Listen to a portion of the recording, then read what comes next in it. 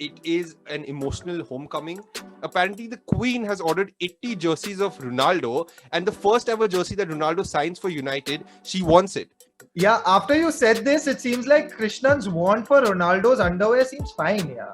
It's almost a no-brainer, right? If Gui just never fails to amaze me, man. He always finds a way to not compliment United somehow. He didn't fall into my trap. Screw you, you failed. One is bidding whatever 180 million for a player who has 1 year left on the contract. The other is rejecting it also outright. Who is crazier? But then we're also talking about 180 million being offered to the Sheikh.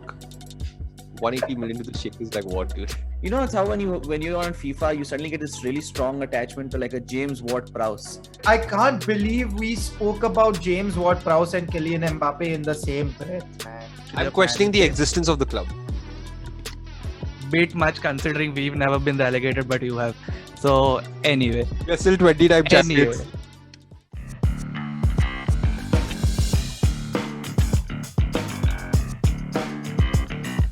Hey everyone, welcome to All About Sports, the podcast. I am your host Mazhar and I have all my co-hosts. It's a full house today. It's been a while and it feels good for sure. So I'll just introduce my co-host first as well. So we have Aniket Gui, What up, boys? we have Rishabh Krishnan What's up, everyone? and Shubham Malu. Hi guys. So this week we will be deep diving into something that has been a hot topic. But before I mention what we will be talking about, I'll just get into what we spoke about last week. So Shubham and Rishabh spoke about the UEFA Champions League draws as the UEFA Champions League is all set to kick off. A lot to look forward to given that Messi's joined PSG, Ronaldo's back in Manchester. So that's exactly what we'll be going into now. So a lot of things to cover. It's going to be purely about football this time. First things first, Cristiano Ronaldo. Then we'll be deep diving a bit into the transfers also that took place. A lot of controversy around the transfers as well. Just examples, Kylian Mbappe, Griezmann going back to Atletico on loan, but still. And obviously the one team that should not be named, and two of these boys who are sporting their team's jerseys here are not going to be too happy about. I think they'll want to cover their logos for a bit. Arsenal. So we'll be diving into all of this. Gui seems to I be intentionally did it on mute. Intentionally did it on mute so that you can't hear my jarring no. Okay. so we'll be diving into all of this. Also, just one thing that I wanted to let everyone know. We have launched our website. You can check it out. The links in the description. Lots of all our episode links will be there. So if you want to tune in on the audio or the video, both are available. We also have some cool blogs that we've published in the past. So you can definitely check out that and stay up to date with more blogs coming up in the future as well. You can also then connect with us. Our contact details are there. So feel free to reach out to us at any point in time. Now, let's get down to business, guys. I'm going to go to my fellow Manchester United fan first because there's no way that we can't kick off this podcast episode without mentioning the one, the only Cristiano Ronaldo. So, Shubham, take it away. Firstly, how ecstatic are you about Ronaldo joining United? And then second, we can deep dive into the commercial aspect because you are the numbers guy. You and Krishnan can definitely deep dive into the numbers aspect, and then we can take it forward from there. So for me, since the time Ronaldo signing was announced by Manchester United, I have like just been batshit crazy about it. I think for 2 days I was obsessed with Twitter, Instagram, YouTube. Just like every bit of information that was coming out, I was going crazy. And I think for any Manchester United fan, this is perhaps the biggest transfer, and it's a dream. All of us have been waiting for this for the last 12 years. We've always wanted him back, and his entire transfer saga, with him wanting to leave Juventus and Man City coming to the picture. And I remember when Man City was coming to the picture and things were getting close, and we all United fans actually felt that he's going to go to City. We just couldn't believe it. And there was a lot of, to be honest, a lot of abuse also being hurled at Ronaldo that how can you do something like this? And then in those 24 hours, the turnaround and this guy signing for United, I think even Fabrizio Romano, he also mentioned that there were 3 important phone calls. One was his agent, Mendes, with the board. So kudos to the Manchester United board who've done a great job. And I think this season they've also done a great job is because of the backlash they got from the fans last season. and then after that you have Sir Alex, and apparently Bruno Fernandes and some of the ex-players like Rio and Evra spoke to Ronaldo. But also, like you remember, Mazhar, you and I were talking. It always felt like this was like a masterclass by Mendes in terms of getting City into the picture, but always ensuring that Ronaldo goes back to United. So I think in terms of getting Ronaldo, it is an emotional homecoming. It is something that we all have been looking forward to. And the United versus Newcastle game at Old Trafford, if Ronaldo starts or he comes off the bench, I think this game could perhaps break all viewership records in Sky Sports history of streaming the Premier League. I think it's going to be madness. Shubham, just that you mentioned that, the ironic part is the They UK can't has a telecast it. blackout. Yes, the UK has a blackout at Oh, I 3 forgot p.m. about UK that, yeah. time. So they can't telecast it. So it's going to be viewed everywhere else in the world but the home of football. The irony in that is wild, man. Can't believe One it. thing, so generally whenever I watch football out here, I watch it on Hotstar. And generally speaking, when a United game is going on, so on the top right, you have the viewership number, which is always above 80,000. And sometimes it's crossed 1 lakh also. This time, I just want to see those numbers because I honestly feel the numbers are going to be through the roof. Because not only United and Newcastle fans will be tuning in, I think fans across the world will be. Because Ronaldo has that massive fan following.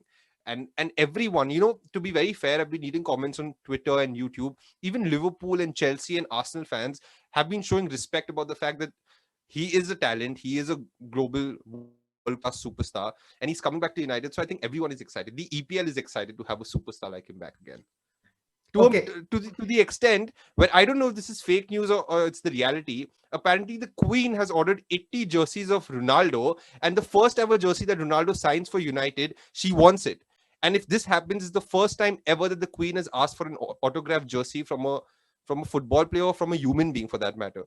So if this is true news, it's just crazy, man. It's just crazy. Yeah, after you said this, it seems like Krishnan's want for Ronaldo's underwear seems fine. Yeah, it just seems okay now. It all just seems okay. I'm telling you guys, in 25 years, it'll be worth a lot. In 25 years. Honestly, it's worth I a would- lot I right would now like as to- well. I would like to see you. I would like to see you store it for 25 years. By the way, Krishnan will frame it. Krishnan will frame it with flowers and he'll write over there, Ronaldo wasn't here, but I wore this. That's what he'll write. but coming to this now, Krishnan, obviously Shubham was reminiscing about it.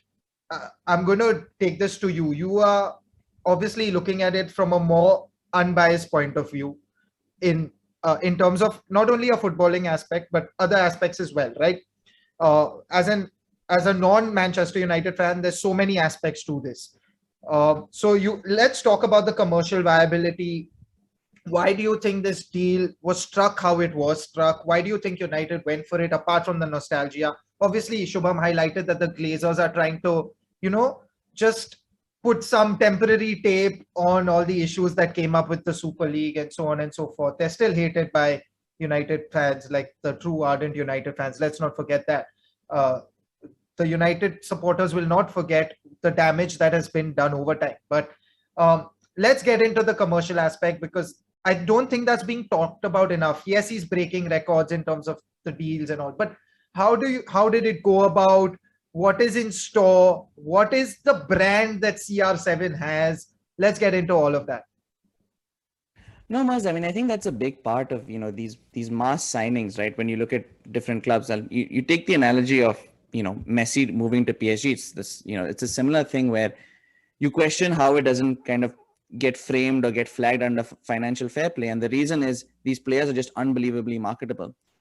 Cristiano Ronaldo is that kind of a player, right? When you bring in Cristiano Ronaldo, especially back to Manchester United, the marketing value of it is absolutely incredible. You look at, I think the primary focal point, of course, for bringing a player in would be game day sales, but also TV rights. I can't remember the exact numbers, but I remember when he moved to the Serie A, it was at a time where the Serie A's TV right allowances were going up as well.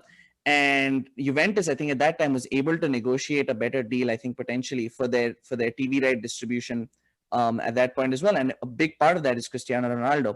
So when you have an eye catcher like that, really, it's funny because, until Cristiano Ronaldo came, it was, confusing who the biggest name in the Premier League is, right? Like you might honestly say Pep Guardiola is the biggest name in the Premier League, but Ronaldo now takes that, and it gives Manchester United a lot of power, I think, on three fronts. One, obviously, they have the income that's going to come both from TV rights as well as shirt deals, the revenue that's going to come from that. Two is actual ability to make moves that will attract people, even bigger and bigger names now, because when you bring in someone like Ronaldo, there's no joke about seriousness, right? Like when Ronaldo moved to Juventus, the focus is very clear. Juventus is here to win a Champions League trophy. The same thing goes for United, right? If anyone was confused about where United is in their journey of, are they building up their young talent for a 3 or 4 year journey, is it a 1 year journey, that's sort of been answered to the point of, hey, this is a 30, how old is he, 36 years old, 35, 36. If you bring in a 36-year-old who's still, I would say, still a top performer, there's no question you're trying to win things now. You're trying to win the Premier League now. You're trying to get as far as you can in the Champions League now. And I think the third thing is just, like you said, bringing back faith in Man United. How long has it been since that last since the walkout against Liverpool? It's not been that long. And United fans had lost a lot of faith in the Glazers, in the organization.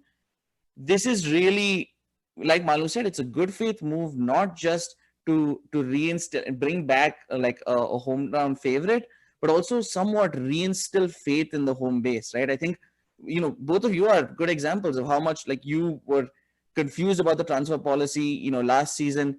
There's a little bit more clarity now. It's almost a no-brainer, right? If Ronaldo is available, you get Ronaldo. I don't think it's a genius move per se, but it definitely reinstalls some faith in, I think, in the Man United faithful. One thing I'd like to add is, because Krishnan mentioned in terms of broadcasting. So I don't particularly think as of now broadcasting United will be able to reap the benefits, or the EPL in general, because I think they're already in contract with Sky Sports and BT. But the Premier League is not like the La Liga or Juventus, where clubs can individually sign broadcasting deals with broadcasters. I think it's the entire league that signs a deal, and the share is split evenly. But yeah, if United have to sign individual deals with broadcasters worldwide, overseas, then I think that's a major draw and a major pull, just bringing in money. And another thing, I'm not 100% sure again if this is the reality, but apparently in the first 12 hours of the first day, $45 million in shirt sales have already been achieved from Ronaldo. And I think United get 25% of the share. So if it keeps going like this, we basically already have paid for the transfer fee. I think we signed him for 12.5 million again, like how we did 18 years back. So I think the transfer fee is already paid for. And this is just sort of commercial whirlwind that Ronaldo gets, even if you're paying him 400,000, 500,000 pounds a week. I think in terms of marketing and commercially, it's a great move for United. Yeah, honestly, how much ever he earns doesn't matter. It's priceless if he brings home any of those two major trophies that Krishna talked about. I'm going to go to Gui now.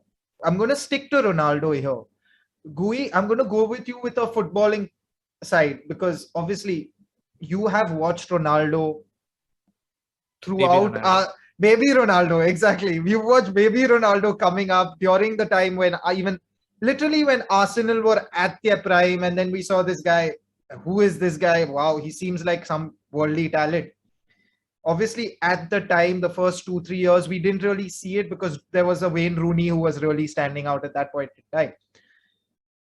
What do you think he brings to, not only obviously to English football in general? Everyone knows the impact that he'll have. But what would you say is how does this change the dynamic of the top four or the big six, or whatever you want to call it, the big six, big four, whatever. So what do you think is the impact on the Premier League in general from a footballing standpoint as well?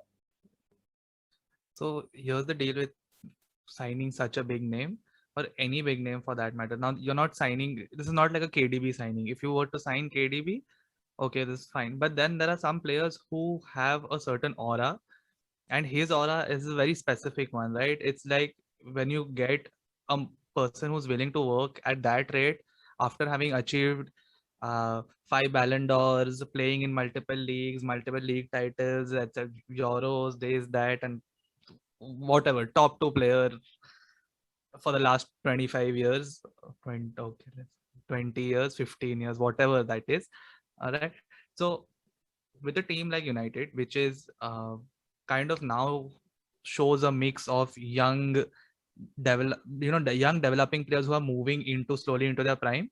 This is the perfect time to have someone like him to push them even harder, because that's what you need. It is one thing which I think is really important with players like him or even with Messi. That it's just the aura that these guys are willing to work after having achieved everything. So then, where are you right now in your life?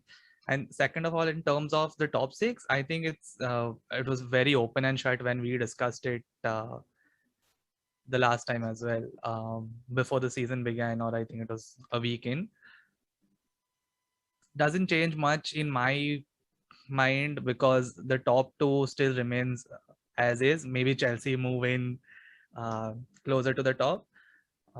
United, I mean, he has a lot to do in the sense that will he gel with the team, or will the team be able to cope, as whichever way I have to put it, so as to not hurt the ego on whichever side it is going to pinch. Uh, but yes, again, United, pretty strong side. But it's too early to say what Ronaldo is going to do for United in the top four or in the title race. That's my opinion.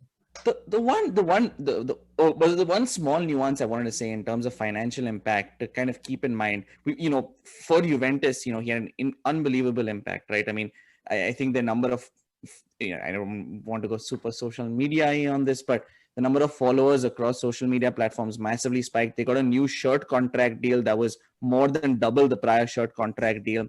The one caveat I do want to note for United is already a huge global brand. Juventus is as well, but Serie A is just naturally not as globally viewed as the Premier League. That is just a fact. And Juventus, so the jump up Juventus gets from signing someone like Ronaldo is not likely the same jump up United's going to get because of United's pre-existing state. United is such a huge brand globally that there will be a spike, but it's definitely going to be much, much, much less than the spike that Juventus got with Ronaldo coming in. Now, Kui just never fails to amaze me, man. He always finds a way to not compliment United somehow. He just always manages to do that. He didn't fall into my trap anyway. Never mind. But honestly, I think United not winning the league, personally, I feel like it's going to be failure in a certain way, because even with the previous team, we still finished second. Yes, we were way off first, but let's not forget City won the league without a striker, like Shubham, you and Krishnan discussed in the last episode as well. So for me personally, as a United fan and as a logical thinker, if you bring in Cristiano Ronaldo, you are expected to win the title. And we finally have a right winger. We struggled without a right winger for so long. Personally, I feel like we can't go around whining about not having a central defensive midfielder. You change the formation, you do something. I don't see any excuses now for Oli. I'm a big Oli supporter. Obviously, I can see where the club's heading, but I'm sorry, no excuses. Fine, even if you don't win the league, it should go down to that last game week, right? Ronaldo is not going to be happy to finish second. He's not going to be happy to not challenge for the Premier League or the Champions League. He's coming with that mentality. And quite honest, I feel Ronaldo has also signed for United. Looking at the squad, we have a very good squad. And Ronaldo knows that a squad like this, with a little bit of push, can actually challenge and win big trophies. And the last couple of years, I think 4 semi-finals and 1 final. So we are there. And hopefully his mentality and his work ethic and his experience that he brings will get us over the line. I just wanted to add one thing to that, Shubham. All of this has happened. How on earth has Anthony Martial survived, man? I do not understand. How is he still at this club? You're 100% right in terms of how on earth is Anthony Martial still there. And I think his game time is going to be agenda. The Anthony Martial agenda is so strong. One of my very close friends has messaged me for I think 14 days straight up to the transfer day deadline that Martial is going to end up like Welbeck at Arsenal, and every day I just said no with the full stop, no, and that is how crazy everyone's been. So Martial needs to leave. Period. Like, I think if y'all would have signed absolutely no one in this window, y'all would have been happy to see him leave. That's how I would honestly want to start Lingard ahead of Martial, because that guy, he ended last season well and he's already scored for England today. And he honestly feels like a player who works harder and does more than what Martial does, man. I don't know. And then his wife comes out saying, I hope to see Anthony play for Real Madrid. Yeah, please do, man. Please do. I mean, how can you even dream like this? And I can't believe he has a Ballon d'Or clause. Now, when I think about it, Anthony Martial has a Ballon d'Or clause. Like, look at what the expectations were and look at what he's producing. Anyway, enough of Anthony Martial venting. We went on to a tangent. I'm going to move on now. Let's talk about this one. Messi. We haven't spoken about Messi enough. And I think the other greatest of all time player deserves to be talked about as well. You already spoke about, Krishnan already mentioned that PSG will underachieve. I'm going to go to you with this, Gui. What's your take on PSG? Champion or bust? What do you think it's going to be? In I the think French league. No. So the French league, whatever they do, in Bust, the bust, French league, bust. if you're not winning the French league, sorry, you need to have a really hard look at what went wrong. Which, I mean, they addressed that pretty well, right? By signing like 5 immense players. But anyway, when it comes down to the Champions League, again, if you're not l- the w- the worst case scenario, which is acceptable, is in the semi-finals to a 95th minute winner. That's probably that's the worst scenario which is acceptable. Anything below that, if you lose the semi-final in a very convincing fashion where the other team's beaten you fair and square, screw you, you failed. Like what is that squad? That squad is unreal. All right, and you assemble that squad to play in the French league? I don't believe so. I don't think so. It's not even in the top 5 leagues anymore. That squad is not even what is the pull? What do you want at that club? What do you see happening at that club? Is got so someone's going to be selling them more than the dreams of swimming in money, right? That we are, so you are saying upfront to players, this has to be it. I don't believe that there are 11 world beaters in that squad just for cash. There are 11 world beaters there because they've been sold the dream, but this is the agenda. We have to win the Champions League and we are going to assemble a super team. That's it. So which means if that is the internal guideline of success, I think we should. I'm giving them too much slack by saying that if they lose in the semifinals, it's all right. So that's my take on it. Having Messi there, But I will just love to see PSG lose, man. Just seeing their faces will be priceless. Yeah. I'm not even saying this from like because I don't like PSG, from a neutral standpoint. You're like, oh my God, Ramos, Donnarumma, Hakimi, Di Maria, Mbappe, Neymar. Mbappe is still a question mark. We'll get into that next. Shubham, I'm coming to you with that. Messi, how can you lose, man? You can't. You're like, there's no option here. It's literally nothing. Verratti, what It's is ridiculous. happening there? Yeah, exactly. Okay, so that was Gui's opinion on PSG. Quite clearly, he likes them more than United. I fail to understand why and how. I mean, I understand the hate towards United, but still, never mind. Forget it. You understand it and you have no exception to it. You know that you should be accepting it. Just let it go. Okay, I'm going to come to my fellow mate now, Shubham. Uh, Shubham, firstly, Messi, PSG. I'm sure you will have a strong opinion on this. So take it away. And then I also want to ask you your take on Mbappe. Why would you think he does not want to resign for PSG? Personally, I feel that it's because he feels that he's going to be overshadowed by so many stars and by the coming of Messi. But do you think it's something else? So take it away. So I think Messi joining PSG is like the icing on the cake of a dream team that they've tried to assemble. And I think Rishabh pointed out very well that this is actually like like how do you make the best product let's get the best raw materials from us, let's source it around the world, put it together and put it out in the market. It's literally like that. And see, they have a very good manager in Pochettino who has done exceptionally well with Tottenham. That guy, he knows his shit, he is tactically smart, and he has a very good team. So if PSG, French league is a given, but if they do not win the Champions League, for me it's a fail. But the only one thing with Messi, especially now that the French league is not anymore in the top 5 leagues in the world or leagues in Europe, I do not understand this career move. Like why he wouldn't want to go to a city or a team that's in the top 5. Only because when you talk about personal accolades, and for stars like them, it is very important. And when it comes to winning the European Golden Boot, uh, so how it's calculated is the number of goals you scored into two. Into two is the multiplier for the top 5 leagues, and leagues outside the top 5, from the 6th to the 21st league, it is into 1.5.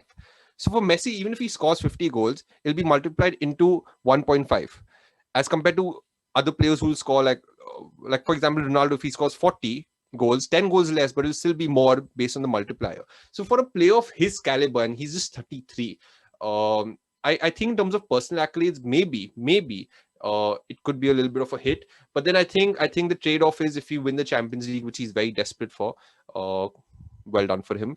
So I think Messi to PSG, great signing in terms of their project, what they're trying to achieve. But yeah, let's see how the season turns out to be. And talking about Mbappe, why Mbappe wants to go to Real Madrid, I definitely think one of the reasons is what you mentioned. He wants to be the big fish. He doesn't want to be someone who's going to get overshadowed. I think that's the reason why Neymar also left Barca. He wanted to challenge for the Ballon d'Or. He wanted to be the big name. He went to PSG. Unfortunately, he never really got to those heights. There'd be injuries or there'd be whatever. I think Mbappe wants to go to Real Madrid to be the Spanish superstar at a time when Real Madrid does not have any Galacticos, so as to say, or neither does Barcelona have. So this guy could be the big name in Spain, and is definitely someone who wants to win the Ballon d'Or. I'm sure about that. And also, I think, now see, all these players say, I don't know how true it is, like when Ronaldo left United, he said that playing for Real Madrid was my childhood dream.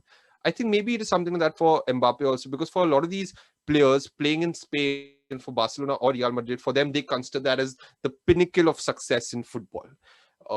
So maybe it could be, that could also be the reason, because I think PSG have given him 3 contracts. He's rejected all of them.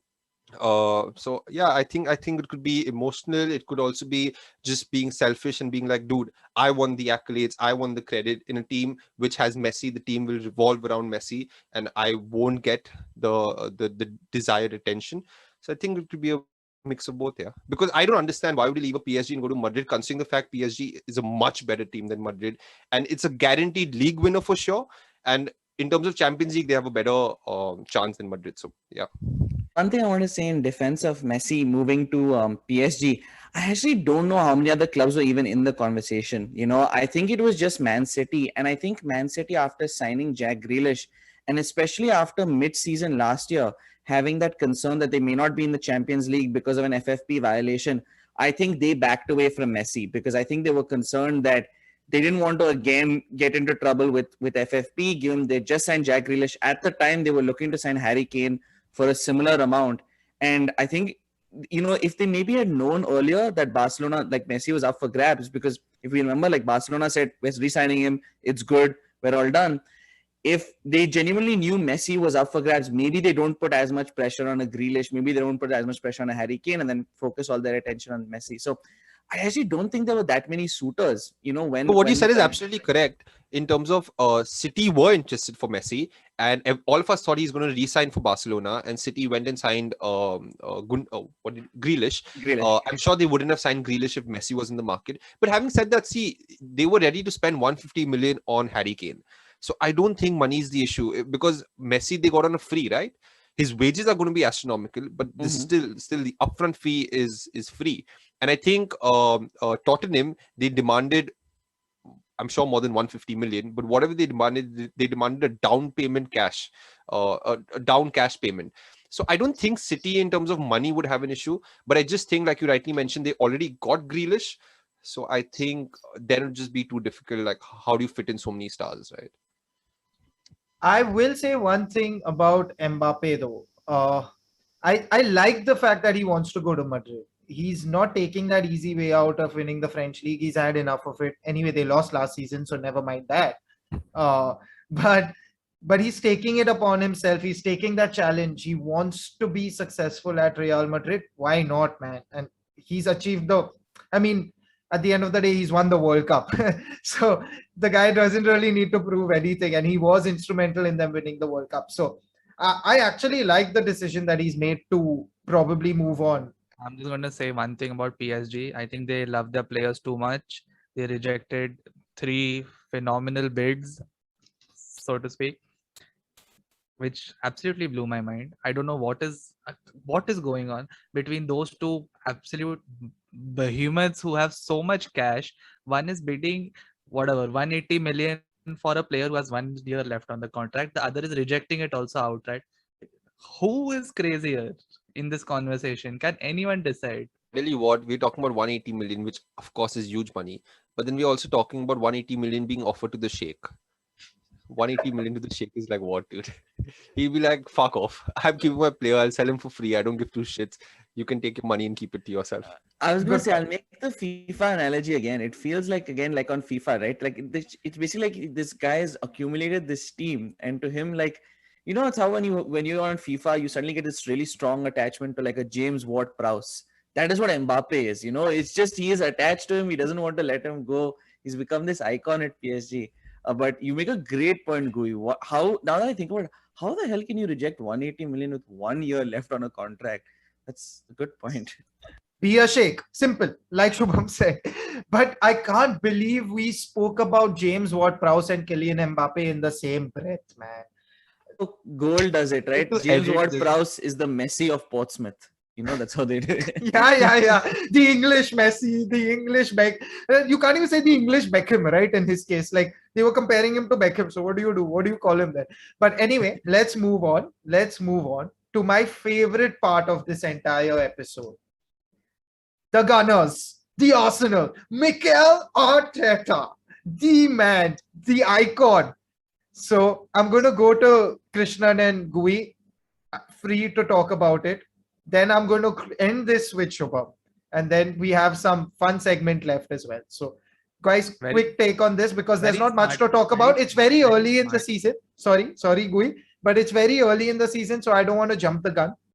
It's only been 3 games. But yes, y'all are last in the table. So, yeah, just putting it out there.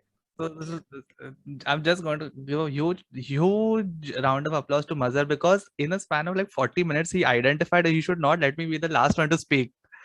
You go first. I will end it with Malu. We will give the closing comments on your team. Then. Anyway, so my only concern right now is that if we are getting pinched by teams, fair enough. We're not playing a starting 11. Okay. A lot of things happening which are seeming like they're off, right? And your People are rivalry is questioning with the clubs. Brighton now. It's all okay. Brighton is slightly ahead, kind of with Watford. It's okay. But anyway, so point being, the people are questioning the club's transfer strategy. What are we going to do? Like, is there actually I'm a plan questioning in the place? existence of the club. Bit much considering we've never been relegated, but you have. So anyway, We are still 20-time champions. anyway, okay, doesn't matter. I'm not threatened by the We relegation. have one team, more which all- Champions League. Every United fan has come to me Greatest saying, English "Aren't you team gonna ever." get relegated?" They don't We'll have a see. Champions League. Shubham, they don't have a Champions I'm League. not. So forget more. I'm not even going to compare titles with United. It's stupid to do. So the point being, like a lot of pundits are coming across and saying things like, we don't see a strategy, but in the first 2 years of trying to develop a squad, which is by far some, which you don't even have a squad which plays a certain way. There's no squad, so you need to find 11 players to actually set that up. That okay, this is the new identity, or this is an identity. Like right now, it's just 11 players trying to play a certain way. Sometimes it goes that way, sometimes it doesn't. All right, so until you have at least a set of players who can manage to play a certain way, it's pointless. Like all your additions are just to try and find that identity. After which you do a plug and play where you try and identify players like, okay, this person might fit into what identity we currently have. So I don't know which one it was. I think it was Paul Merson who said, like, Arsenal signing players, but these are players who none of the other top 6 teams are even competing for. You're not signing players. You're not signing players who which other teams actually want to sign. Okay, so I mean, do you, have Madrid ever gone for Barca players who like play the Barca way? Like, I mean, yes, multiple times, but on rare occasions. Like it's okay. A Michael Laudrup happened, all right. Figo happened, but it's not like you're not trying to pick academy kids of who have been groomed a certain way. Burnley and Barcelona don't play the same way. You're not going to find compatible players between the two. Burnley has a certain identity and a way of playing, which is set. So you know what kind of players Burnley needs. As long as the same manager is in place. Now, right now, Arsenal are trying to create one, which means you're gonna have like a lot of growing pain. I am all here for it. A lot, so much shit is being thrown. That too at a side which doesn't have a starting 11. Um, all this the COVID nonsense is getting. Ben White is off. Partey is injured for a big chunk, which is just sad. Like it's. I mean, as much as that has become a part of Arsenal's identity right now, which is hurtful, considering we had the uh, big, tall, strong, fast, pacey players of the early 2000s to people trying to play a certain different way. A lot of people have said it kind of moved the Barcelona way of But trying to Gui, play. but Yeah. Gui, but you're talking about style and all of that. We understand that. But the thing is, where do you see Arsenal going from here? I understand Arteta is also there to clear a lot of deadwood, like Oli was there for. But Oli got the backing that he wanted. I know Arsenal has the money. Clearly. They are recruiting the right players from the future standpoint as well. I wouldn't say they've identified that okay, we can't get these players, we can't attract those players, so they're going for tier two. I don't want to tier the players, but you get what I mean. So it makes sense in terms of all of that. But I still don't see anything. Like Arteta puzzles me with a lot of the team choices, like the first 11 choices that he makes when there are certain players. Martinelli's fallen out of favor, which is beyond me. Like there are certain players who can actually bring flair to a game and he doesn't play them. And I understand there's a system and I understand he knows more than all of us, obviously. But it just doesn't add up. This is Arsenal's never look so bad. You don't need to have the marquee players, but at least go out there, show some fight, show something. I've not seen it. That's what I'm saying. Extremely So problematic, which is extremely problematic, and is the first thing you can see in the game that just seems like they don't even want to play. exactly right. So that's why. So Krishna, Yeah. do you like? I mean, whatever. I understand that Arteta's taken up a job that no one else has the balls to. I'm gonna say it. He's going to whatever everyone's saying Arteta out, Arteta out. He's doing the dirty work to set up the club for the future, according to me. If he can, if you are patient for another 2 years to deal with this nonsense, I think it'll pay off. What's your take on it? No, Maz, I think we talked about this, a little bit last season as well, in that episode with Jamal where we did a deep dive into Arsenal. Firstly, I want to agree with Gui. I actually don't see as many concerns with the transfer policy. At the end of the day, we're not a key team for like a Messi or Ronaldo. That's just the fact of the matter. And I think, we have targeted people who are actually renowned players. Nicola Pepe hasn't worked out, but he was a top prospect when he moved to Arsenal, right? He was a big name moving from Lille. Same thing goes for Varte. He wasn't a nobody. He was somebody who was being targeted prior to coming to Arsenal.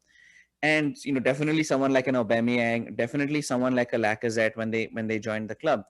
I think there are two fundamental problems that are plaguing this current squad that's showing up in the performances. One is a complete lack of ideas, and I don't know if it's because of a lack of managerial abilities or just a lack inexperience, but especially going forward, there is a complete lack of ideas. We do not know how to break teams down. We just, kind of shuttle between wings. There's a volume of similar to last season, right? There's some amount of volume crossing that's not really particularly productive, and then just leaving it up to Emil Smith Rowe and Saka to come up with something, right? There's not really much of there's not much going on. And again, like you said, Maz, again, I believe there's a system in place, but either due to a lack of like experience or due to a lack of like creative freedom, it's just not working going front. And then at the back, the biggest issue is just frailty. The moment one goal goes in, you look at that City game, we were okay till that first goal went in. After that first goal goes in, our defense just looked in complete shambles. It's like they forgot what man marking meant. There were just four people, there'd be like five people at the back and four City players, and none of the City players would be marked. It just made absolute, it just, so I think the two things are, one, obviously, a little bit of a lack of ideas, both offensively and defensively. And the second thing is arrogance. I think Arsenal as a team is just plagued with the arrogance of being a top tier club in the past. We have to get past that. We're not a top 6 team anymore. We haven't been for a few years. We're not better than Tottenham. St. Tottenham's day is a gone thing. And that arrogance of, we are a big club and walking into every game thinking we are the winners because we've been in the top 4 8 years ago can't happen. A red card like the ones, and it shows to me in the number of red cards we're getting. It's ridiculous. You have to maintain a calm head on the field and get the job done. Even if you're losing, even if things are going badly, you have to stay professional, and you can't let your prior history get in the way of that. The fact of the matter is we're rebuilding right now. So I'll again go with Googie. I don't think it's what's going wrong. I actually don't think is as much the back office. Do I think that they're a brilliant, Arsenal has brilliant management? No. Do I think it's as bad as people are making it seem? No. I actually think they're doing a okay job. They're bringing in people to shore up as well as they can. Everything that's going wrong to me is going wrong on the field. It just, even if you say you don't like our transfer fees, even if you don't say you like our transfers, we are a top 10 squad. Just on paper, we're a top 10 squad. And we're absolutely not performing like it. And I know we've had a tough fixtures to start, but we looked terrible against City. Irrespective of how good City is, we shouldn't be losing 5-0 to them, especially the way we were defending. Oh my God. We were so confused. It was like you just sent out 4 children to go and mark the City team. And Mazhar, just one last quick point. I know I've gone on for a bit. Last quick point on Mikel Arteta. He is a prodigy of Pep Guardiola, who is also someone whose, squad management oftentimes doesn't make sense, right? He's kind of a confusing person with squad selection. The problem is when you do that similar thing with Arsenal, you're not working with the same level of players. So you have to keep that in mind. And B is you have to figure out a way to still win, unfortunately. That is the way the world works, right? You have to get wins. Pep Guardiola has gotten himself into positions where he gets a shit ton of wins.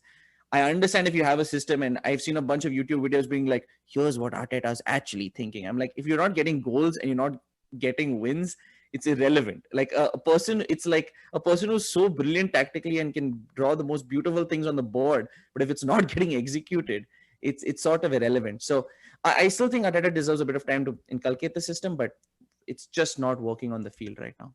So my take on Arsenal is, I think recently Arsenal's chief Edu was interviewed, in which he said that I understand the frustration of the fans and everyone associated with the club. But please judge the club once we have a full squad. Fair enough. I understand that.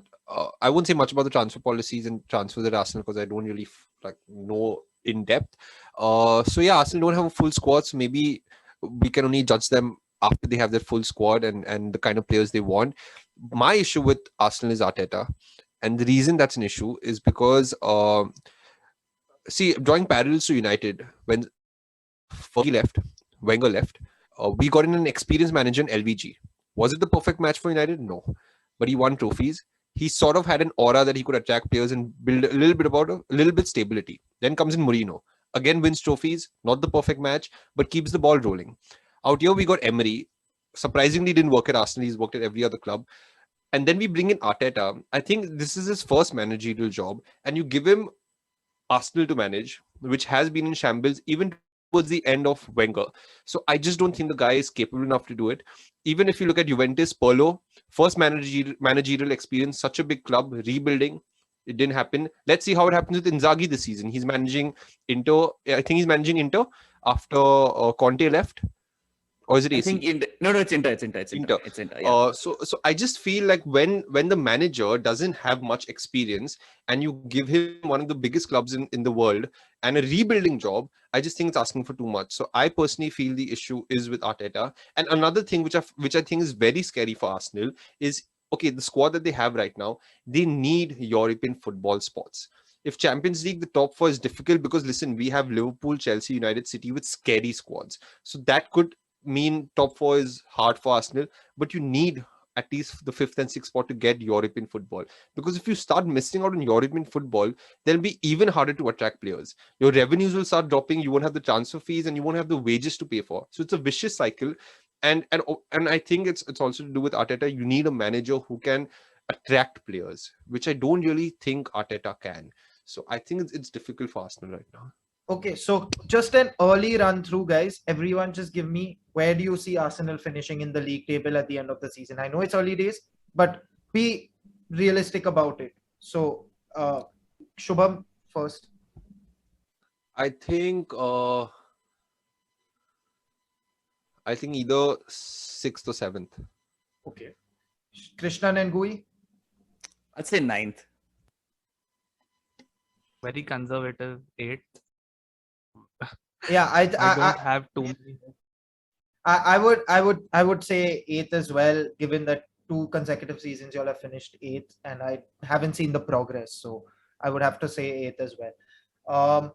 Anyway, guys, the final segment, the last segment. This is the surprise. We have not a surprise really. It was pending for a long time since we weren't able to get a hold of Shubham and Krishnan together. We finished our quiz round with a tie for the lowest points between Krishnan and Shubham.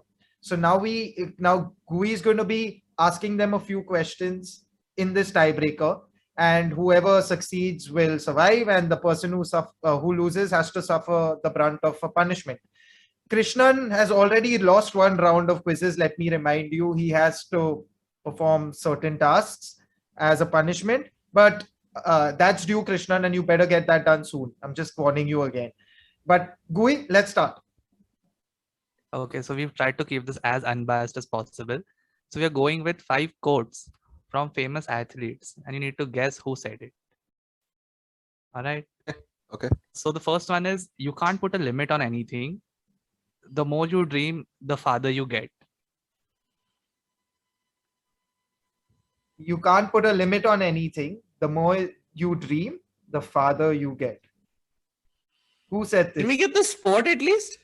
No, that's a giveaway. So Too no. easy. Obi. Sorry. Okay. We can give you one clue. It's Okay, an give- American who has been to the Olympics and won. Phelps. And Krishnan. Yeah, I'll stick with Phelps too. Yeah.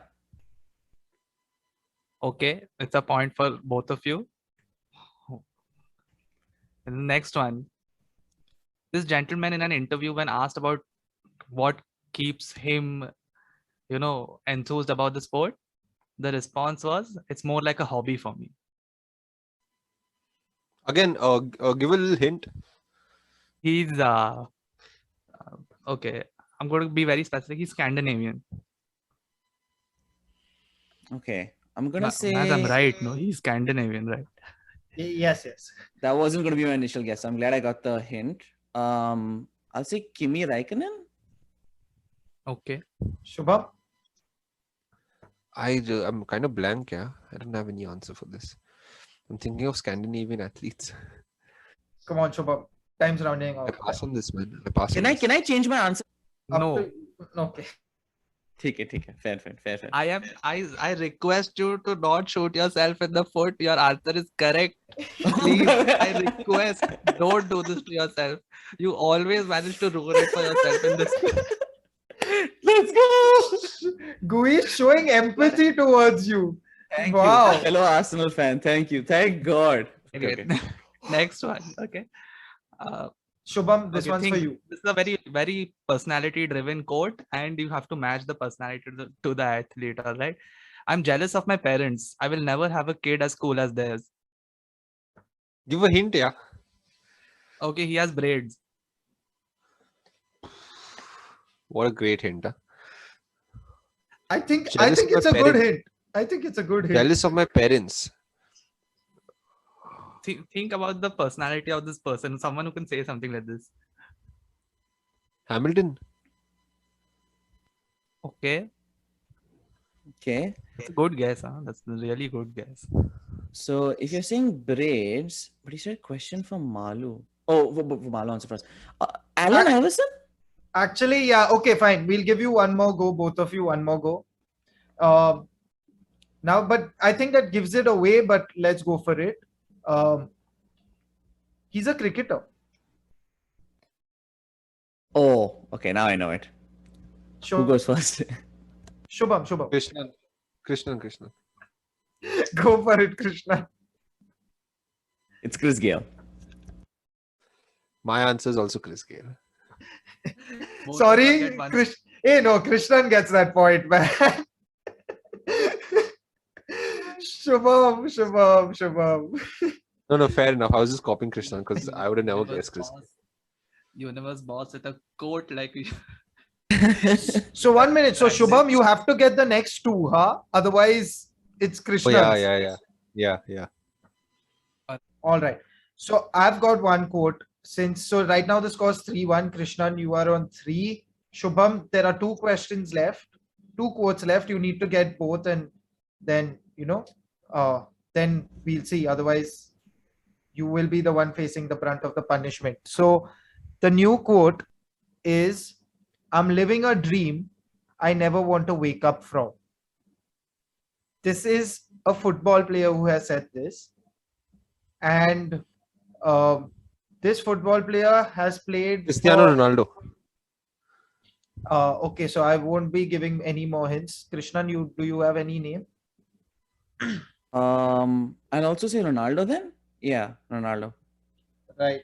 Both of you are right. So that is 4-2. So such is life. So this one's from probably, like, if you ask me who's the most famous out of the lot we've picked, you'd probably trump all of these guys, in my personal opinion, right? Because he's done a lot outside the sport as well.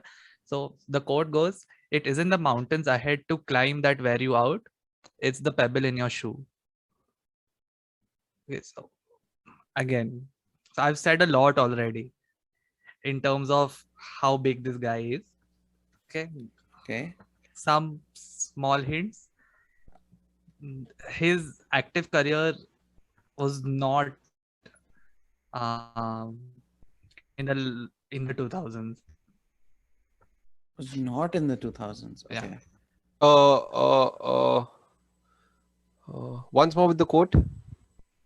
It isn't the mountains ahead to climb that wear you out. It's the pebble in your shoe. he's a global icon, looked up to, like Goi said, not from our generation, but looked up to solidly. Even to date, Muhammad people Ali. use him as That's a great this thing. I have to say Muhammad Ali. I don't think I could think of anyone else. Krishnan altogether. is playing this cheap game of just copying Shubham's answer. But there's no one else. Like the only other person I could think of was Magic Johnson, and I couldn't even think of anyone else other than Muhammad Ali. Sorry, but Magic Johnson is not inspiring anyone off the Off court. the court, exactly. No, because of Please. his AIDS. Because he had AIDS. Because of his AIDS foundation. Exactly. He had because- AIDS. He got AIDS. He got AIDS, and then because of his foundation. Where? Anyway, Correct. Never mind. Yes. Never mind. Uh, Okay. Do you have Never a mind. solution? Fine. Fair enough. I think Krishnan, you take this one by Slunk 1 away. point just because of The answer. it is It is Muhammad Ali. Yeah. Correct. Hey!